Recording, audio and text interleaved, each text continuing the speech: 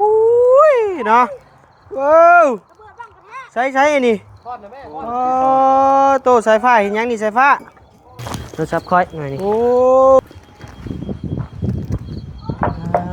โต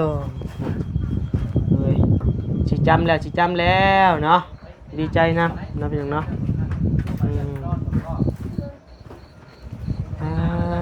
โต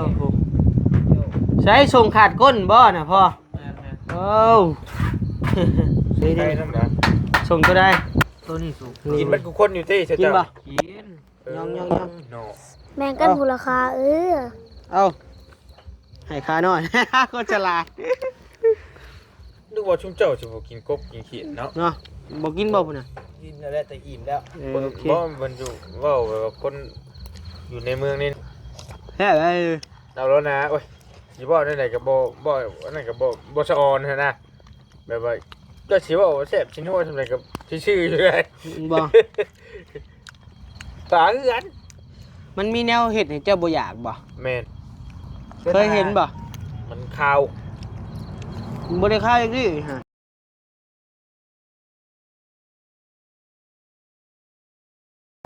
ใส่เห็นยังไงน่ะโดยอุ้ยเนาะว้าวใส่อันนี้อ๋อโตสายฟ้าเห็นยังนี่สายฟ้าโอ้ไฟแต่ครบพี่น้องเอ้ยบาทนี้เนาะเพื่องสิหมดย้อนสายฟ้านี่แหละบาทนี้โตพี่น้องเอ้ยกราบทักทายสบายดีเด้อเราพ่อแม่พี่น้องเนาะโดยใช้เห็นยังนี่ก็กินข้าวแล้วโดยกำลังนั่งพิงไพ่อยู่พี่น้องเอ้ยโดยอะไรดีเด้อไม่สั่งเด้อ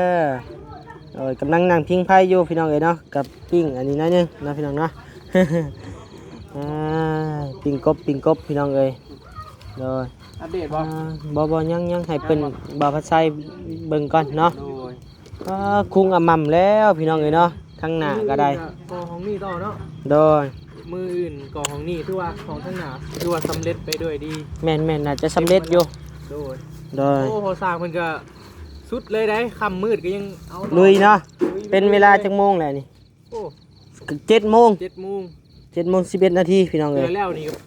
น่าจะ8 โมงไปปลายพุ่นละโดยปูนเพิ่นยังอยู่ด้นะแม่นเหลืออีก2คู่ผู้ใดน่ะทำเห็ดกระยานปูนแข็งเนาะแม่นเล่งเป็นเล่งเลยนะเพิ่นก็พี่น้องเอ้ยน่าจะได้นี่ห้องน้องสายฟ้าบาดนี้ห้องสายฟ้าพี่น้องเอ้ยพากันนั่งพิงไพ่พี่น้องเอ้ยหนาวต้องเบานิ้วเนาะหนาวมื้อนี้ใครแน่วานนี่หนาวแห้งวานนี่แม่นอยู่ทางนั่นก็หนาวอยู่บ่เนาะพี่น้องเนาะทางโอ้แห้งเพิ่นแห้งหนาวได้ติดลบแล้วของเพิ่นนะเพราะว่าคอยมีแม่ฮักอยู่ทางฝรั่งเศสเพิ่นก็ส่งมาเบิ่งติดลบแล้วหิมะตกแล้วโดยมีเสือกันหนาวเด้อพี่น้องเด้อโดยทางบาวี่นี่ก็โอ้2-3 สั้นเว้ยบ่คือสิอุ่นคักเนาะจ้ะเนาะคอยเลยยังใส่เสื้อนี้อยู่พี่น้องเอ้ยปกติอยู่กลางพิงไฟนี่แหละมื้อนี้ก็ค่ำคือเก่าแต่เช้าเบิดมื้อเลยอยู่นี่โดยกบไก่สุกบ่เนาะไก่สุกแล้วพริกให้นี่พอสร้างมันก็ยังเฮ็ดคือเก่าโดยบรรยากาศเฮือนน้องสายฟ้าเด้อพี่น้องเด้อเนาะนั่งพิงไพ่พี่น้องเอ้ยเนาะอบอุ่นเฮือนซานเพิ่นไปกับเบาฟัดไส้ว่าซั่นเนาะไปพี่จังแล้วผู้อยู่ผู้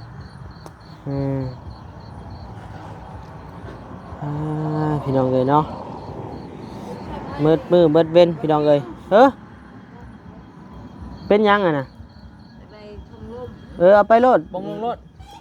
เอาส่องลมไปใส่บ่ใส่พี่ค่อยๆนี่เด้อเอาไปใส่อันในเฮือนบ่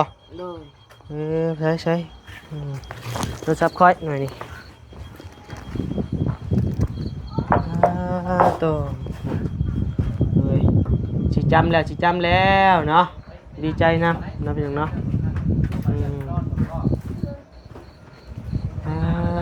โตใช้ส่งขาดก้นบ่น่ะพ่อโอ้ส่งก็ได้ จะเอาไปแล้ว ยังบ่นุ่งอยู่ ยังไม่นุ่ง อยู่บ่นุ่งอ่ะนะ นุ่งร้านนี้เมียถักเด้ เมียทัก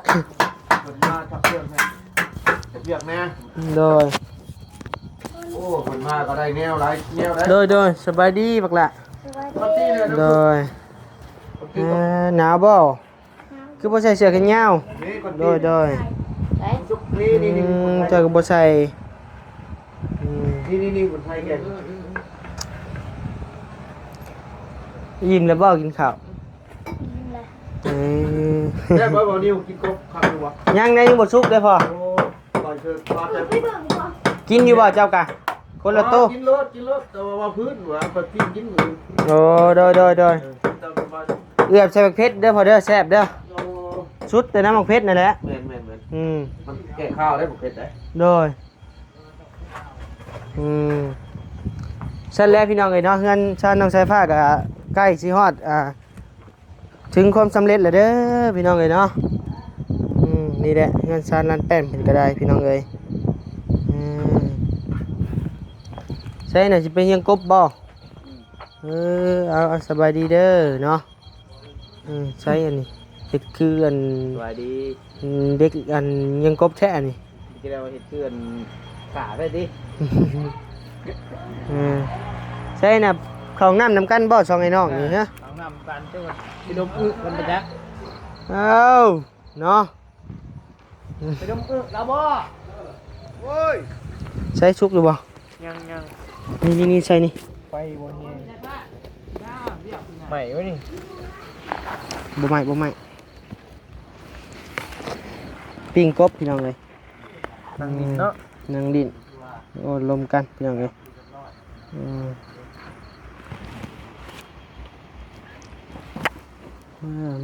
ใส่ผ้ามาพี่ผมไปกวนได้เพื่อนไว้ เฮ็ดยังไงน่ะ นี่มานี่เอาตังค์มานั่งนี่ไว้เอาตังค์มานั่งนี่ มานั่งกับอ้ายเพิ่นไว้เอาตั้งมาปิ้งกบนี่ ตังค์นี่นั่งปิ้งกบนี่ กบยังหมูซุก สบายดีไหม สบายดีแล้ว นี่ อาบอยู่ว่านำนี่บ่ทรงเสียอาบแล้วนี่นะโอ้แก้มแตกนี่นะบ่อาบเลยไปสวยหน้าเลยครับล้างนี่เด้อล้างแข้งล้างขาล้างหน้าเลยนะทาครีมทาผิวเด้อใส่ครีมทาผิวจะอยู่ใส่ มีอยู่จักไผซื้อมาให้ โดยล้างแล้วก็ทาเด้อคะแนนมันหนาวเด้อมื้อตอนเว้นจึงอาบก็ได้หรือว่าสิอาบตอนนี้บ่ หนาว โอ้บ่ไหวดอกข่อยก็บ่ไหวคือกัน มีแต่ล้างหน้านี่ขี้ฝุ่นนี่เจ้าลิ้นเปื้อนเบิดมือเด้เล่นลิ้นวาวเลยก็ทาครีมทาผิวใส่เนา คือว่า ะ เจ้าบ่เฮ็ดว่าวให้ถือใจบักเพิ่งเลยเนาะ ถือใจเลยบริซนน้ำอันนั้นเลยบริซนน้ำรถถีบเลยนะมื้อนี้ บ่สนน้ำโทรศัพท์อีก มื้อนี้เจ้าว่าสีลูกแต่เช้าบ่จักนี่นะบ่ บ่เพิ่งจับเจ้าบ่เพิ่งจับเดี๋ยวอ้ายสิปิ้งให้ ยังบ่สุกยังบ่ จับ สุก แล้วหยิบกินมันยังบ่สุกก็หยิบ อิ่มอยู่ว่าเขากินอิ่มแล้ว กินแล้ว ทำบ่อิ่มหรือกินนี้อีกนะต้มเอาไข่มาต้มอีก แซวขาตะกล้องค่อยแน่น่ะต่อเนาะสับนี่นั่นสิขี่ตะไคร้รถ ไอ้ที่ยังบ่มาบ่ไอ้เจ้า บ่มาดอก บ่มาเลยคันๆตัวนี้ครับ แม่ น้องยังพูดเลย จักไปทางใดพี่น้อง คำสำเนียงบ่มาแล้ว บุญทวีก็ได้เนาะ คันหาโมงเสียมาอยู่ มาไผมาส่งบ่หรือว่าอย่างมาเอง ยามมาเองของเดียวละ อย่างมาเองบางทีก็มุงมาส่งบ่ เลย ไปทางไหนเนาะ ยาเพิ่นเป็นบอกบ่พังเลย ได้จ้ะ เถื่อกะละเถื่อกะเป็นไป ฮะ หมักปลิเถื่อกะไปซอยหนูสุด ยาเพิ่นว่าบ่ฟังเลยไผก็บอกเลยพี่น้องเลยยาเนาะบอกบ่ได้ใส่บ่ฟังเลยก็แล้วแหละพี่น้องเลยเนาะ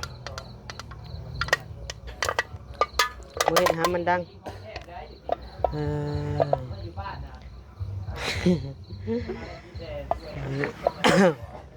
เพชรเด้อ เพชรบอก เลยยังบ่สุกอยู่ มันบ่ชุกอยู่อยากเลยนี่ ยังบ่สุกอีกจักหน่อยแหมๆก่อน แหมๆอยากกินกบมันจึงแซ่บ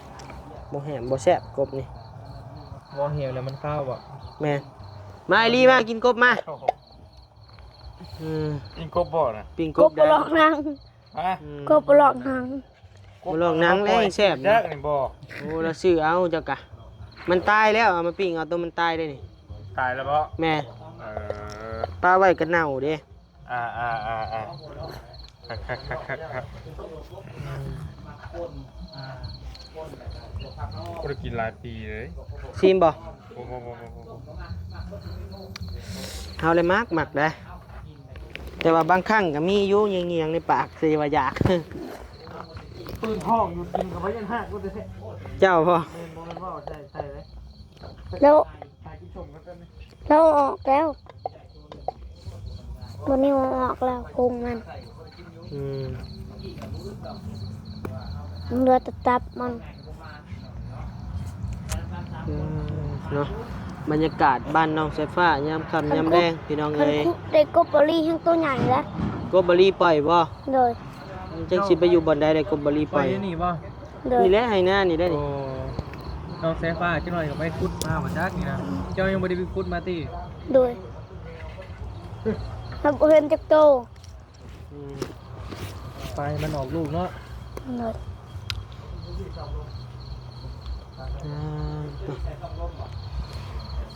ข่อยอยากกินปนกบแซ่บนัวกับเมียน้อยเขาบ่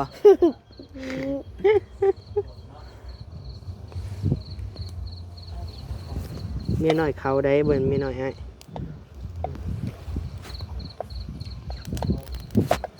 ใช่นี่เช็ด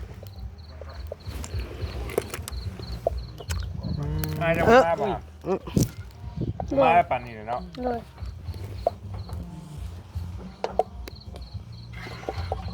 มาไหม เอาแล้วได้ ซีมเบิ้งขาหนึ่ง จากเชียนนี่ก็จะมุกอีลีบ่อีลี ล้านหนึ่งก็ยังบ่กินบ่ กินจะได้ล้านหนึง พิจารณา คันกรณีงูต้มอย่างนึงย้อมล้านหนึงก็ย้อม เอาได้ก็บ่กินเนาะ บ่กบนี่ก็บ่ล้านหนึงเนาะเฮากินแล้วหักเฮายังออกก็ได้ มันบ่เสียดายเนาะ พอได้เติมน้ำมันเด้ อ่า ได้จ้ะ กินแล้วหักเอา เป็นบ่ค่ะ เจ้ากินบ่ล่ะหนึ่ง บ่จ้างก็กินอันนี้ เบิดโตเฮา บ่จ้างคอยก็กินเนาะ ตั้งก็ไปแช่ครับ ต่างหยัง สิเป็นนั่งน้ำนะ เออ อืม เบิ่งซอยมุมกล้องกันได้ เดี๋ยวตั้งอ้ายไป นายพี่ก็ได้บ่ได้ อืม นี่ก็ได้นี่ได้มุมอะไรกินเดี๋ยวอยู่นี่นะเขาแล้วอาชินังอยู่นี่ อ่าขอบครับพี่น้องเอ้ย แต่มันคือบ่มีพื้นบ่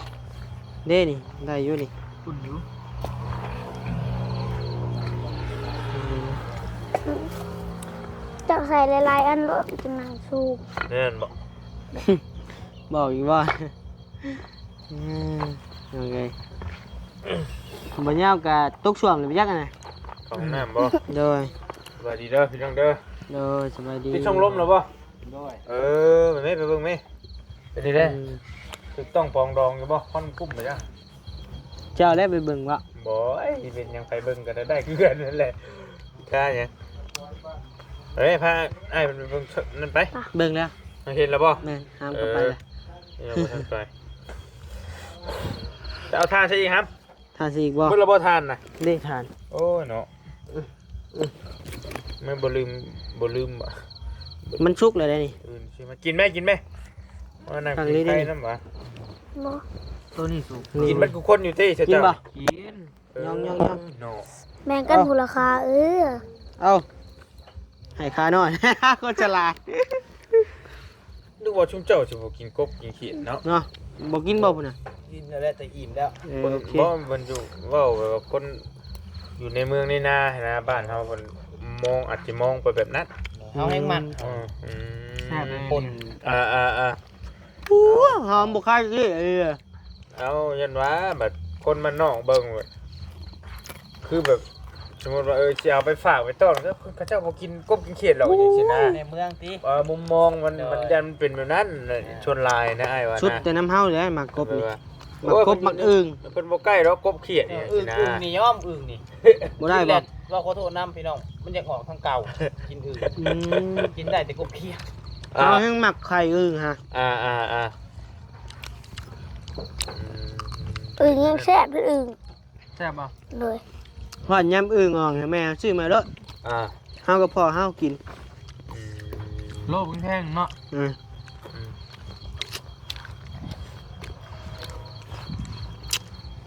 กินยังก็ได้เนาะนี่กินได้ตลอดอันนี้ แซ่บเลย สักแห้งอีกได้มือนี่ บ่ สักแห้ง ชักแห้งบ่เป็นได้ชักแห้ง หวานน้ บ่อันนะ ผักเลยนี่แซ่บเลย เอาแล้วนะโอ้ยสิบ่ได้ไหนก็บ่อันนั้นก็บ่สะออนหั่นนะแบบว่าก็สิว่าแซ่บสินัวซั่นใดก็ชื่อๆอยู่เลย บ่ ฝาคือกัน มันมีแนวเห็ดให้เจ้าบ่อยากบ่ แม่น เคยเห็นบ่ มันคาว บ่ได้ข้าวอีกดิฮะ บอกว่าเวลาเฮาสิว่าไหนเวลาเพิ่นขาเวลาเพิ่นคั่วหั่นนะเฮาเฮ็ดเนี่ยมันบ่ยากปลาคือกันเอาโหได้กินนี่กันบ่ไหวแล้ว ใส่ผ้าคาโต้ย ำแบ่งคนละคะ กินได้ตลอดหมอนี่เนาะ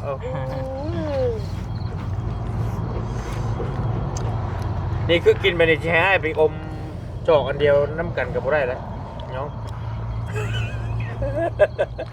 อีนี่มันเหมือนว่านั่นแล้วนะลูกเมียก็คือกัน อืม บ่ได้คันกิน เมียจะกินบ่ เรากิน แต่ว่าคันกินแต่ว่าต้องกินน้ำคนละขวด อืม กิน ทูแขวมาพุ่นแล้วติ จอกคนละใบสินะ ทูแขวมาพุ่นแล้วติ ทุกแขกทุกอย่างมากพอแล้วจังจูบจังหอมกันกันเอากันบอกเปลือกความจริงขนาด เนาะ เป็นอย่างนั้นเข้าในกระจกให้ตั้งหากแล้ว อืม กันกินปลาแต่ว่าเราอยู่น้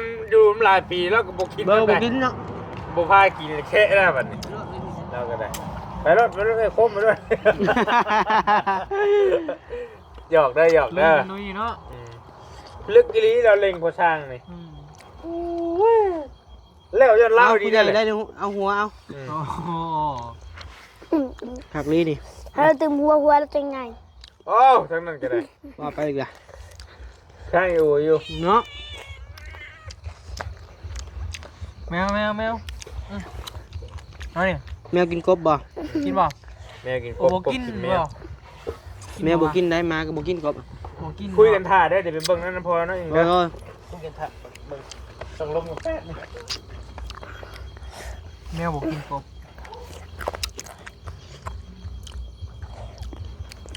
แซ่บบ่แซ่บบ่ ผักลี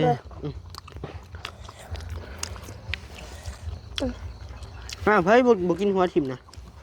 แมวบ่กิน อืม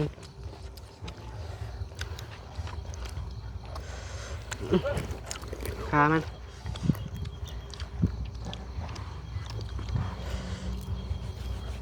เรียกแกงหน่อไม้ยังอยู่ได้กินบ่กินบ่ บ่ครับบ่กินได้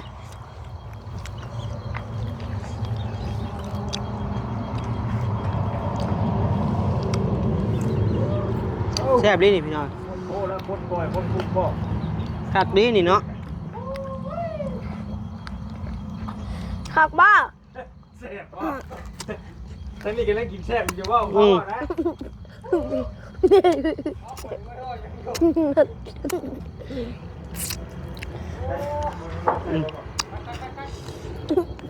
ะ แซ่บเลยพี่น้องเอ้ยคัก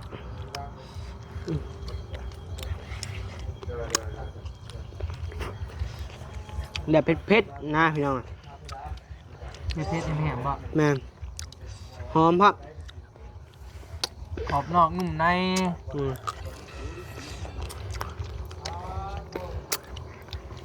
ไอ้กินก็แม่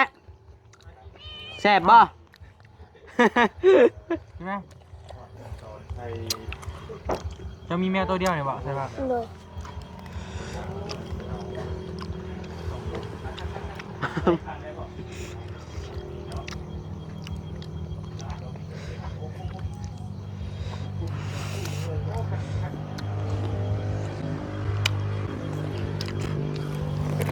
ฮะพี่น้องเลยเนาะ